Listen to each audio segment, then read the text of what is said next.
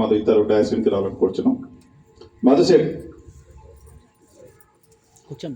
చెన్నకేశవులు చాలా అద్భుతంగా భగవద్గీత గురించి కానీ మన పిరమిడ్ గురించి కానీ ఆయన అనుభవాలు ఎంతో గొప్పగా చెప్పిండు. ఆ మాస్టరు మామనార్ జిల్లా అధ్యక్షుడిగా ఉంటున్నాడు. నా పేరు సుధాకర్ రావు.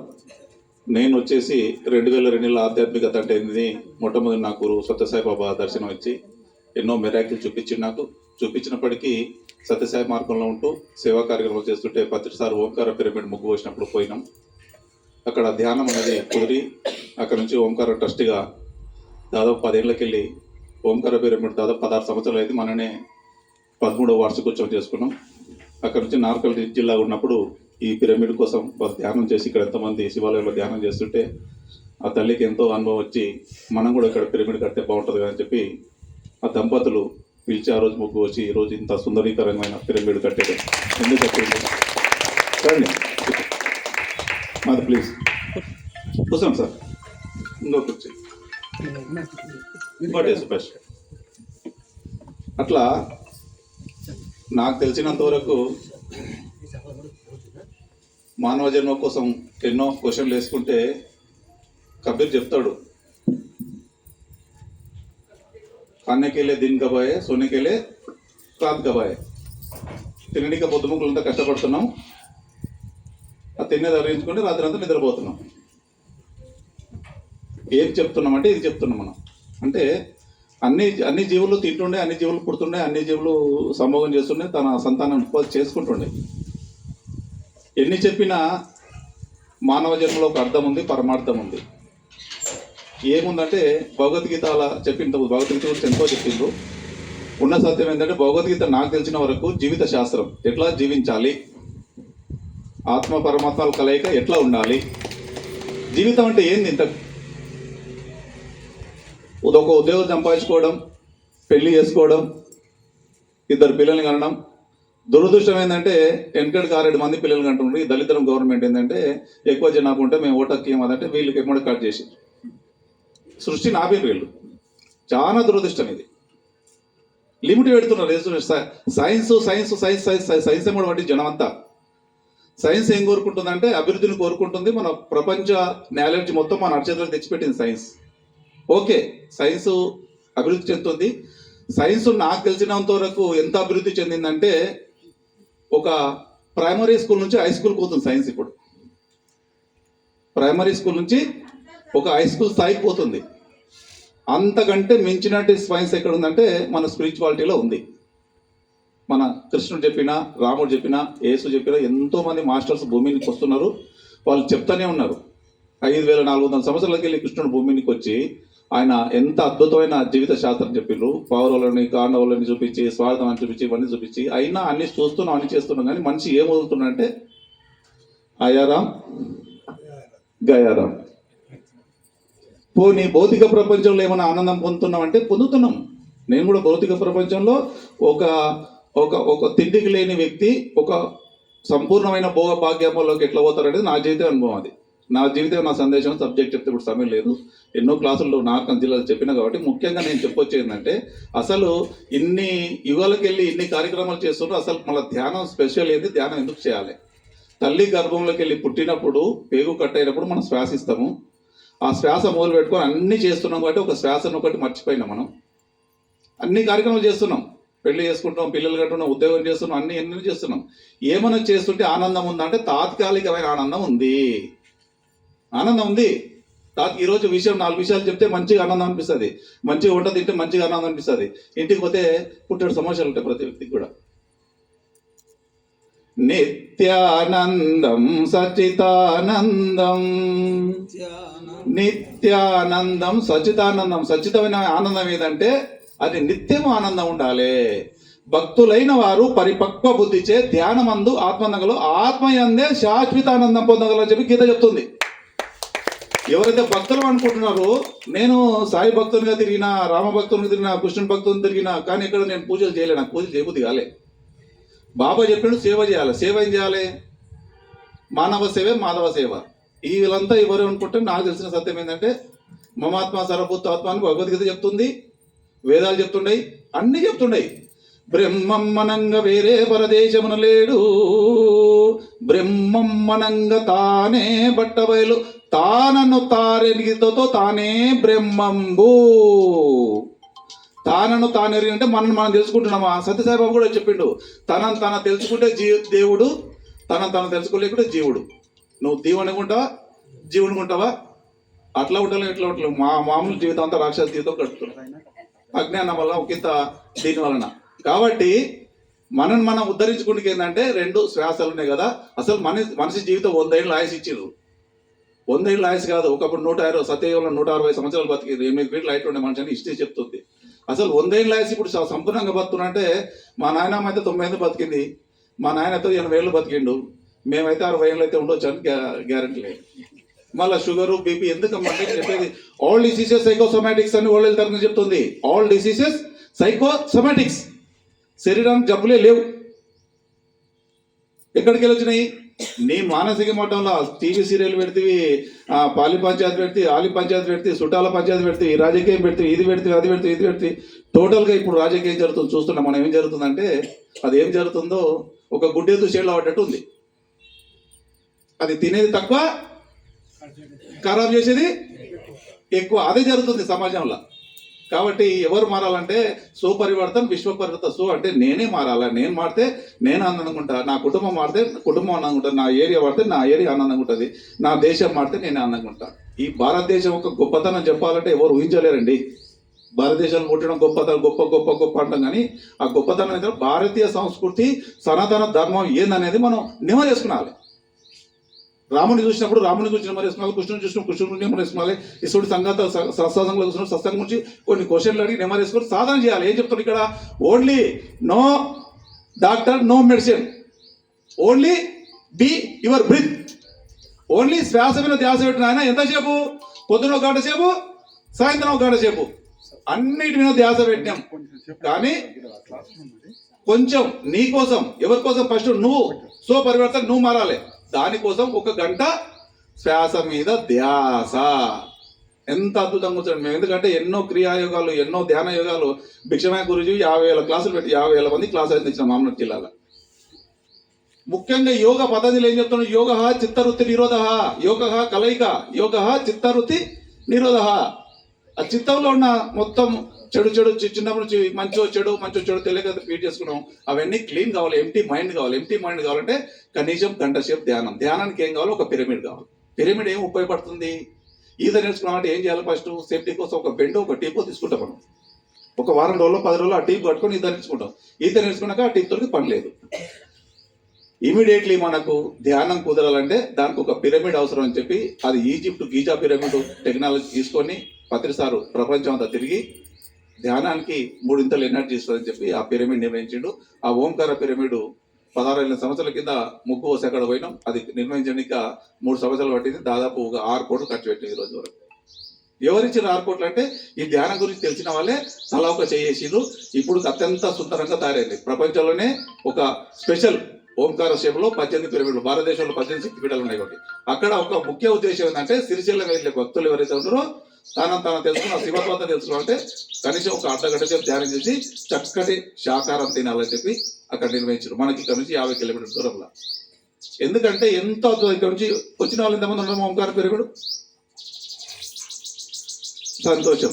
ముఖ్యంగా ఆ పిరమిడ్ అంత దూరం కూడా పోలేరు కదా అని చెప్పి పత్రిసారి నార్కల్కి వస్తే నార్కల్ ఎంతో మంది ఎన్లైటెడ్ అయ్యి ఆ ధ్యానం తెలుసుకొని ఇక్కడ కూడా ఒక పిరమిడ్ ఉంటే బాగుంటుందని చెప్పి ఆ తల్లి ఓ రోజు ధ్యానం క్లాస్ చెప్తే సార్ నాకు ఒక పిరమిడ్ కట్టాలని అన్నారు.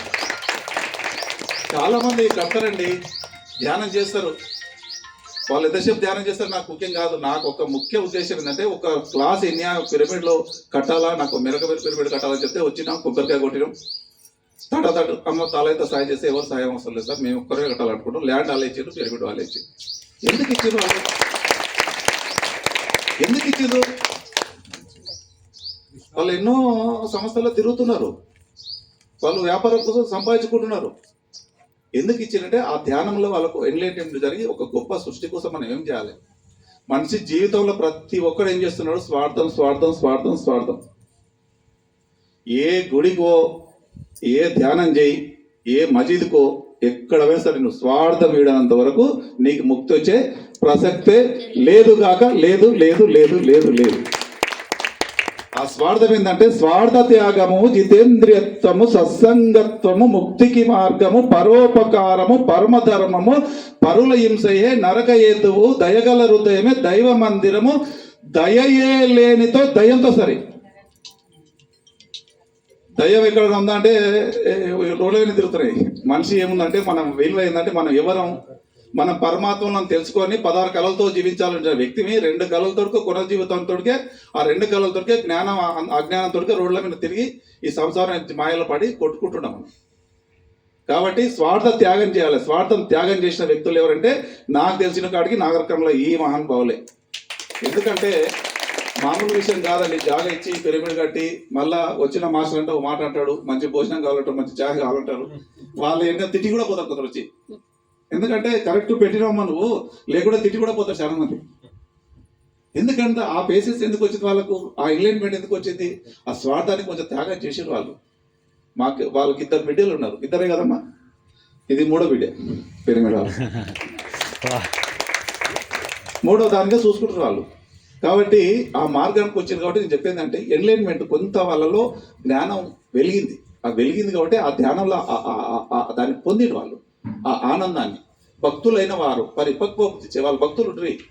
వాసవిమాత భక్తులు పరిపక్వ బుద్ధి కొంచెం వికసించి పరిపక్వ బుద్ధి ధ్యానంలో పోయినరు. ధ్యానమందు ఆత్మానందం గలరు. ఒకసారి ఆత్మ దగ్గర పోయి చూసుకున్నారు వాళ్ళు. ఆత్మానందం, ఆత్మలో ఏం దొరికింది? శాశ్వతానందం దొరికింది. ఆ శాశ్వతానందం కోసమే శాశ్వతంగా ఉండాలని ఒక పిరమిడ్ కట్టిన వాళ్ళు. నాకొక్కరికి కాదు, ఇదంతా పంచాలే మా వాళ్ళకి అని చెప్పి ప్రతి వాళ్ళకి పంచుతున్నారు. కాబట్టి స్వార్థ త్యాగము, జితేంద్రియత్వము, సత్సంగత్వము, ముక్తికి మార్గం, పరోపకారం, పరమధర్మం, పరువులు వేసే నరకేదు, దయగలదేవు దయ ఉంటుంది. దాని అర్థం ఏంటంటే స్వార్థాన్ని కొంచెం త్యాగం చేద్దాం. మన భార్యకు ఉండాలి, మన పిల్లలకు ఉండాలి. మనతో దాంట్లో 20% తీసి సమాజ సేవ కోసం ఉపయోగించాలి. జితేంద్రియత్వం ఇంద్రియాలు రెచ్చగొడతపడుతుంటాయి. ఇంద్రియాలు ఏవైతే చెప్పి ఆయన పోదంప మందాదంప. ఇంద్రియాల ధర్మం ఏంది? ఒక స్త్రీని చూసి ఒక ఆలోచన వస్తుంది, ఒక పురుషుని చూసి ఒక ఆలోచన వస్తుంది, ఒక దాన్ని చూసి ఒక కోరిక వస్తుంది. ఇంద్రియాలు రెచ్చగొడబడుతుంటాయి. స్వార్థ త్యాగము, జితేంద్రియత్వం, ఇంద్రియాలని మన అదుపులో మనం పెట్టుకోలేకపోతున్నాం. ఇంద్రియాల అదుపులో ఉంటే ముక్తి ఈజీగా దొరుకుతుంది. స్వార్థ త్యాగం, జితేంద్ర. సత్సంగత్వము ముక్తికి మార్గం. సత్సంగత్వం ఎక్కడ జరుగుతుంది? సత్సంగత్వం విష్ణు పారాయణం జరుగుతుంది ఇక్కడ, లలిత పారాయణ జరుగుతుంది ఇక్కడ, అయ్యప్ప స్వామి మాలలు జరుగుతున్నాయి ఇక్కడ. ఎన్నో రకాల చక్రంలో తిరుగుతూనే ఉన్నారు. ఏది తప్పు కాదండి, మనం ఏది తప్పు కాదు. కాకుంటే అక్కడికి పోయి మనం ఎంతవరకు ఎదిగినాం అనేది మన ముఖ్యం. మనం అక్కడి వరకు పోయి మనం ఎంతవరకు ఒకసారి మాలేసినాం, 40 రోజులు దీక్ష, 40 రోజులు మనం ఏదైతే చేస్తామో మన జీవితంలో మన అది పూర్తి అప్లై అవుతుంది. మన బాడీ మొత్తం మారానికే, అప్గ్రేడ్ కానికే 41 రోజులు దీక్ష ఎవరు చేసినా అది అప్గ్రేడ్ అవుతుంది. ఆ 41 రోజు అదే దీక్షల సంసార నిర్మాణం, సంసారంలో వచ్చి చక్కగా వ్యాపారం చేసుకొని జీవించవచ్చు. కాబట్టి స్వార్థ త్యాగము, జితేంద్ర, సత్సంగత. ఇటు సత్సంగతలో దిగి సత్యం ఎక్కడ జరుగుతుంది? ఇప్పుడు కడతాల్లో 21 రోజు ప్రోగ్రామ్ జరుగుతుంది. ప్రపంచవ్యాప్తంగా రోజుకు ఒక 60-70 మంది వస్తారని గెస్సు. దాదాపు 7-8 కోట్ల బడ్జెట్ ప్లాన్ ఉంది దానికి. ఎవరు ఇస్తున్నారు ఈ బడ్జెట్? అంతా ఎవరో వస్తున్నారు, ఎవరో తింటున్నారు, ఎవరో చేస్తున్నారు. అదొక యజ్ఞం జరుగుతూనే ఉంది. నేను చూడబట్టి ఇప్పటికి 12 ఏళ్ళే నేను చూడబట్టి. ఆ పిరమిడ్ కట్టినప్పుడు దాదాపు 100 కోట్లు అయినాయి దానికి. మేము ఫస్ట్ పోతే పిచ్చిలేసి వీళ్ళకి పిరమిడ్ అడవిలో తెచ్చి పెట్టారు అనుకున్నాను నేను. అట్లా పిల్లికి పిచ్చి పెట్టినా నేను కూడా దాంట్లో రాయి వేసినాం. అర్థమైందమ్మా? నేను చెప్పుకోవచ్చు ఏంటంటే సత్యం ఏంటంటే పిరమిడ్ ప్రపంచంలో 7 వింతలు ఉన్నాయి. 7 వింతలు పిరమిడ్ ఒక వింత. పిరమిడ్ గురించి ప్రతిసారి కాదు, చాలా మంది సెర్చ్ చేసిర్రు, చాలా యుగాలకి వెళ్ళి సెర్చ్ చేసిర్రు పిరమిడ్ గురించి. ఆ టెక్నాలజీ సెర్చ్ చేసిన దాన్ని ప్రతిసారి మనకి ఏం చేసినంటే ఒక చెరుకు రసం తీసుకొచ్చి మనకి ఇస్తే ఎట్లా సిప్ చేస్తామో ఆ రకంగా ఆ టెక్నాలజీ తీసుకొచ్చి మనకు ప్రపంచవ్యాప్తం తిరిగి మేము ప్రతిసారి తను పోలే, మా తానికే ప్రతిసారి వచ్చిండు. ప్రతిసారి ఏం చేస్తారంటే గురువులు చాలా మంది దేవులాడుతున్నారు. మా శిష్యులు ఎవరున్నారని చెప్పి ప్రపంచవ్యాప్తంగా దేవులాడుతున్నారు. ఎవరైతే వాళ్ళు రెడీ అవుతారో వాళ్ళకి ఏదో రకంగా కనెక్ట్ అయ్యి వాళ్ళ శిష్యులను సెలక్షన్ చేసుకొని వాళ్ళ ద్వారా ఇటువంటి కార్యక్రమం నిర్వహిస్తారు. కాబట్టి స్వార్థ త్యాగము, జితేంద్ర, సత్సంగతం, ముక్తికి మార్గం. సత్సంగతం అంటే ఇటువంటి సత్సంగాలు తిరుగుతాయి. కొంచెం ఎప్పుడోసారి ముక్తి గురించి ఇటువంటి మంచి మాటలు ఇస్తాం. స్వార్థ త్యాగము, జితేంద్ర, సత్సంగతం, ముక్తి, పరోపకారము, పరమధర్మము. పరోపకారం, పరమధర్మం. ఏం ఉపకారం చేయాలి మనకు? మేము ఏం ఉపకారం? సత్యసాయిదారుల బట్టలు వచ్చినాం, పైసలు ఇచ్చినాం, ఎన్ని ఇచ్చినాం, మళ్ళీ అని అడుగుతున్నారు. ఇది అడిగేది కాదు, పెట్టేది ఇది. ఒక్కసారి నువ్వు శ్వాస మీద ధ్యాస పెట్టి ఒక 40 రోజులకి ఇట్లా ఖచ్చితంగా సాధన చేసినామనుకో, అప్పుడు నీకేం కావాలి, నువ్వు ఏమి ఇవ్వాలి అనే దాని గురించి వాళ్ళే సృష్టించుకుంటారు. కాబట్టి పరోపకారం పరమధర్మం. పరుల స్వార్థ త్యాగము, జితేంద్రియత్వము, సత్సంగతం, పరోపకారమే పరమధర్మము. పరుల హింసయే నరక హేతువు. మనం ఎంతమంది హింసిస్తున్నాం చూడండి. చాలా మంది భార్య భర్త హింసిస్తుంది, భర్త భార్యని హింసిస్తున్నారు, పిల్లల్ని హింసిస్తున్నాం తెలియక. రాజకీయ నాయకులు ప్రజలను విమర్శిస్తూనే ఉన్నారు, అన్ని రకాల అధికారులు విమర్శిస్తూనే ఉన్నారు. ఎక్కడ విమర్శిస్తారు? ఎందుకంటే వాళ్ళకి స్వార్థం ఉంది కాబట్టి. అవన్నీ పోవాలంటే ఏం చేయాలి? సత్యం ఏం తెలుసుకునాలి. సత్యం ఎప్పుడైతే తెలుసుకుంటామో దానికి దూరం అవుతాం. ఇవన్నీ చెప్పడం చాలా ఈజీగానే, కానీ చేయడం వరకు చాలా కష్టమవుతుంది. ముక్తి అంటున్నారు కదా, ముక్తి కావాలంటే కంపల్సరీ ఈ మార్గానికి పోవాల్సిందే ఎవరైనా సరే. కాబట్టి నేను చెప్పొచ్చేది, సమయం తక్కువ ఉంది, మాటలు కాదు ముఖ్యం, సమయం కంటే ఎక్కువ సాధననే కావాలి. అక్కడ 10-12 మంది వచ్చేది శివాలయానికి, ఓసారి 20 మంది వచ్చేది, 30 మంది వచ్చేది.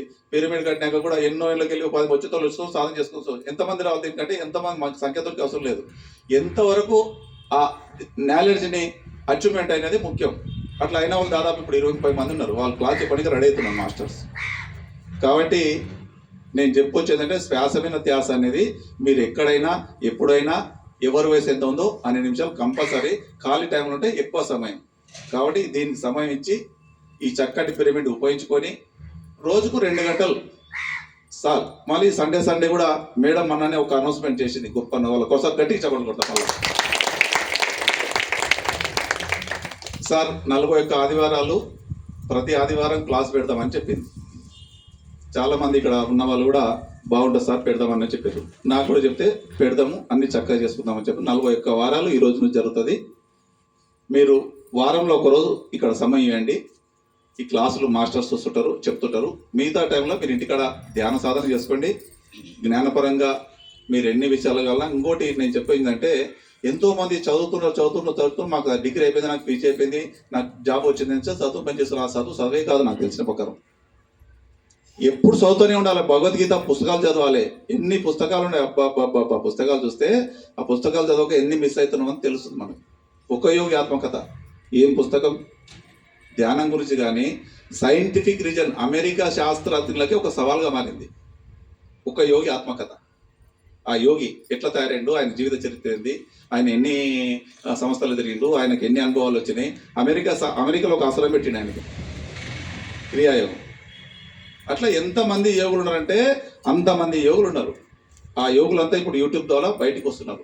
కాబట్టి యోగ భూమి మాది కాబట్టి, కర్మభూమి, వేద భూమి కాబట్టి, అన్ని వేదాలు మన తాను ఉన్నాయి కాబట్టి, మన జీవితానికి మనం అర్థం పరమార్థం తెలుసుకొని ధ్యానము, స్వాధ్యాయము, సజ్జన సాంగత్యం డైలీ చేయాలని చెప్పి ఎన్నో పుస్తకాలు, పత్రికలు చాలా సింపుల్గా ఒక 70 నుంచి 1,00,000 పుస్తకాలు చదివి ఆ పుస్తకాల సారం అంతా మనకి ఇచ్చిన ఆయన. గట్టిగా చప్పట్లు కొడతాం ప్రతిసారి. ఎప్పుడు పిరమిడ్ మాస్టర్ కానీ వేరే ఎవరైనా సరే, మీరు ఎక్కడ పెళ్ళికి పోయినా బస్సులో పోయినా చేతిలో ఒక బుక్ పట్టుకొని అలవాటు చేసుకోండి. ఒక బుక్ పట్టుకొని మీకు సమయం వచ్చినప్పుడు ఒకటే పేజ్ చదవండి. అర్థమైందా తల్లి? ఒక్క పేజ్ చదవండి చాలు. నేను అదే చేస్తున్నా దాదాపు 5-6 ఏళ్ళే.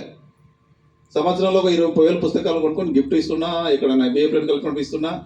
ప్రతిసారి నా చేతిలో బుక్ ఉంటుంది. ఇప్పుడు ఆ బుక్ ఉండాలి. ఆ బుక్తో ఎంత ఎనర్జీ దాన్ని మనకు కూడా తెలుస్తుంది. కాబట్టి సమయం తక్కువ ఉంది కాబట్టి ఒక 15 నిమిషాలు ధ్యానం చేసుకొని, మరి కొందరు మాస్టర్ల అనుభవాలు కూడా విందాం. ఎవరికైనా డౌట్ ఉంటే క్లారిటీగా దాన్ని క్లారిటీ ఇస్తాము. ఇంతవరకు జరిగిన క్లాస్ గురించి కానీ, పిరమిడ్ గురించి కానీ, ఇప్పుడు మనం చర్చించుకున్న సజ్జన సాంగత్యం గురించి కానీ, ప్రతిదానికి కూడా ప్రతి క్వశ్చన్కి ఆన్సర్ ఉంటుంది.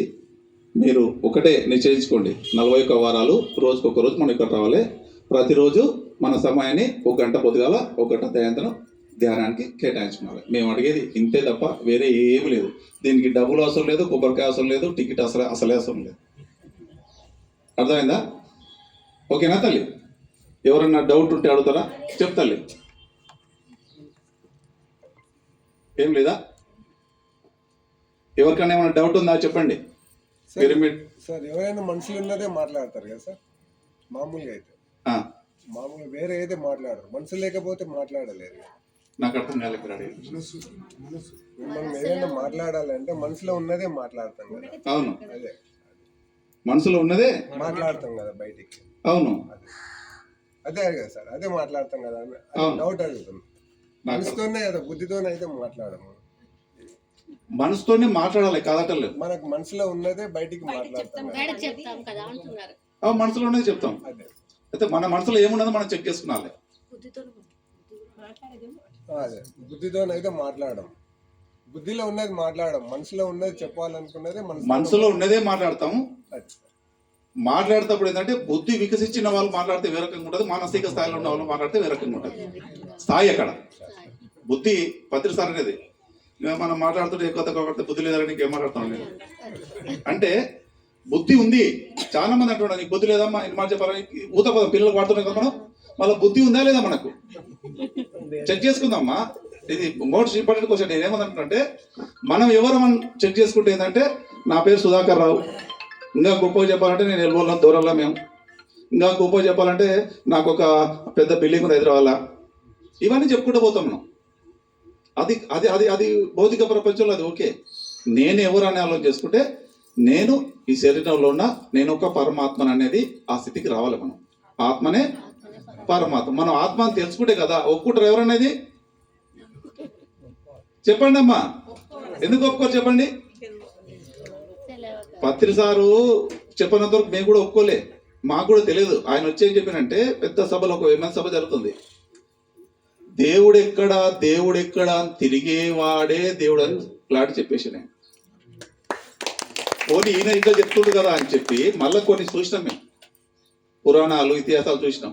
ఎక్కడ చూసినా కూడా బ్రహ్మం గారు చెప్పినా అదే చెప్పిండు, యోగి వేమన చెప్పినా అదే చెప్పిండు, అన్నమాచార్య చెప్పినా అదే చెప్పిండు, వెంకటేశ్వర స్వామి చెప్పినా అదే చెప్పిండు. మనం యాక్సెప్ట్ చేస్తలేం. ఎందుకు? మనం ఆత్మని స్థితికి తెలుసుకోలేదు కాబట్టి, మనం మానసిక స్థాయిలో ఉన్నాం కాబట్టి మనసుకు మంచో చెడో తెలియదు. మనసు చేసే మాయ ఏంటంటే మానసిక స్థాయి, మనసుకు మంచో చెడో తెలియదు. మనసు ఏదన్నా చూస్తాం అనుకో ఇట్లా దాన్ని కోరుకుంటుంది. అదే బుద్ధి ఉన్నప్పుడు ఏమంటుంది, బుద్ధి చెప్తుంది ఓహో అది మనది కాదు, దాంతో మనకు అవసరం లేదు అని బుద్ధి చెప్తుంది. మనసు బుద్ధి ఆడిన ఆడుకున్నదంటే మనసు ఈ స్థాయిలో ఉంది, బుద్ధి ఈ స్థాయిలో ఉంది. మనం ధ్యానం ద్వారా ఏంటంటే మనసు ఈ స్థాయిలో కావాలి, బుద్ధి ఈ స్థాయిలో కావాలి. బుద్ధి వికసించినప్పుడే బుద్ధుడు అవుతాడు. ఈ రెండు ఎవరు చూస్తారంటే నీ ఇంటెలెక్ట్. నీ ఇంటెలెక్ట్ నేనే చెక్ చేసుకుంటుంటుంది. ఇంటెలెక్ట్ అంటే నీ ఆత్మలో ఉన్న ఇంటెలెక్ట్ నేను చెక్ చేసుకుంటుంది. నిజమేందో నీకు తెలుసు, నిజమేందో నాకంటే ఎక్కువ నీకు తెలుసు. నీ హిస్టరీ గురించి, నీ జీవిత చరిత్ర గురించి, నీ కుటుంబం గురించి నీ మొత్తం నీకే ఎక్కువ తెలుసు నాకంటే ఎక్కువ. కాబట్టి ఆ ఇంటెలెక్ట్ మొత్తం రికార్డ్ చేసుకుంటుంది. ఎవరైనా తెలుసో తెలియకనో ఒక అధికారం చేస్తాడు, కిందంగా అంటాడు, ఎవరు తెలియక కిందంగా అంటాడు. ఆయన కిందంగా ఇస్తాడు, నా పైన తీసి బాగుంది. కానీ నీ అంతలాతో ఇంటెలెక్ట్ ఒకటి ఫీడ్ అవుతుంది. అది కర్మ. ఇంటెలెక్ట్ కర్మలో ఫీడ్ అవుతుంది. ఇప్పుడు మనం ఫోన్ మాట్లాడుతున్నామండి, ఫోన్ మాట్లాడుతున్నాం కదా, గుప్తంగా లోపలికి పోయి మాట్లాడతాం. కానీ ఎవరి నెంబర్తో మాట్లాడడం అనేది మన ఫోన్లో రికార్డ్ అయి ఉంటుంది. మళ్ళీ గవర్నమెంట్ మన నెంబర్ కొడితే ఎక్కడెక్కడ ఇంటెలిజెన్స్ రిపోర్ట్లో ఎక్కడెక్కడ మన కర్మ ఆ రకంగా రికార్డ్ అయ్యి మన ఆత్మలో ఫీడ్ అయి ఉంటుంది. కాబట్టి ఉద్ధరైన ఆత్మ అంటే మన ఆత్మని మనమే ఉద్ధరించుకోగలుగుతాం, ఎవరిని ఉద్ధరింపజాలని చెప్పిండు శ్రీకృష్ణ భగవద్గీతలా. ఉద్ధరైన ఆత్మానం, మన ఆత్మని మనమే ఉద్ధరించుకోవాలి. ఉద్ధరించుకుంటే ఏం చేయాలంటే మానసిక స్థాయి నుంచి బుద్ధి వికసించుకొని మనం ఆత్మ అని చెప్పి ఆత్మ పరమాత్మ కలయికనే యోగము. యోగ చిత్తవృత్తి నిరోధ అన్నాడు. ఈ చిత్తంలో మొత్తం పోయిన అనుకో ఆల్ డిసీజెస్ సైకోసోమాటిక్స్. మానసికంగా నీకు మనసులో అన్ని చూసి చూసి మైండ్ నింపుకున్నావు కాబట్టి రోగాల రూపాల్లో బయటపడుతున్నాయి. అవి తీసేయాలంటే అది ఎంటీ చేయి, ఎంటీ మైండ్. ధ్యానంలో ఏం చెప్తున్నా అంటే ఆలోచనలు వస్తుంటాయి, గమనిస్తూ ఏదో ఒక సమయంలో ఆ ఎంటీ మైండ్లోకి వెళ్ళిపోతాం. మనం ఎంటీ మైండ్లోకి వెళ్ళిపోయినప్పుడే మనం విశ్వంతో కనెక్ట్ అవుతాం. అవన్నీ మేము అనుభవాలు పొందినాం కాబట్టి మేము ఈరోజు మాట్లాడగలుగుతున్నాం. అనుభవమే జ్ఞానం. మేము ఎక్కడో యూనివర్సిటీలో చదవలేదు, నేను అసలు బడికే ఇవ్వలేదు.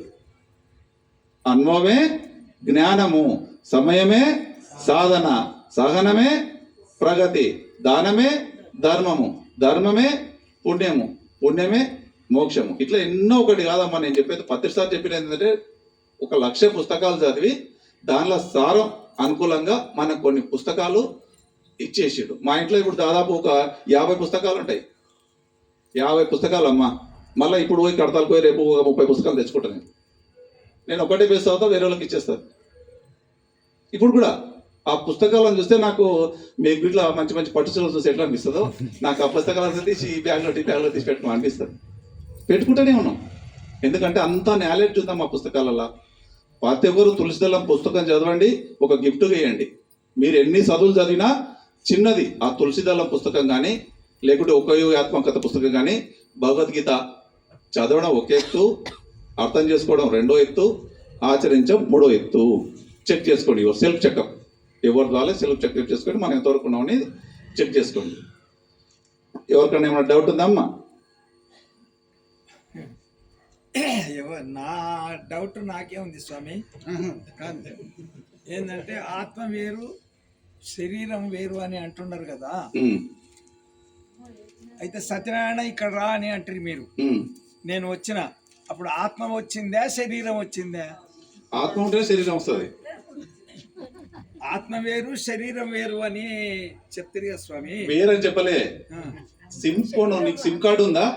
ఫోన్ ఉంది కదా, సిమ్ కార్డు వేరు, ఫోన్ వేరు. అవి రెండు విడివిడిగా పనిచేయవు. చేస్తాయమ్మా? చేస్తాయి అంటున్నా. రెండు కలిసినప్పుడే యాక్టివేట్ అవుతుంది. ఛార్జింగ్ కూడా ఉండాలి. ఛార్జింగ్ ఉండాలి. ఆ ఛార్జింగే ధ్యానం.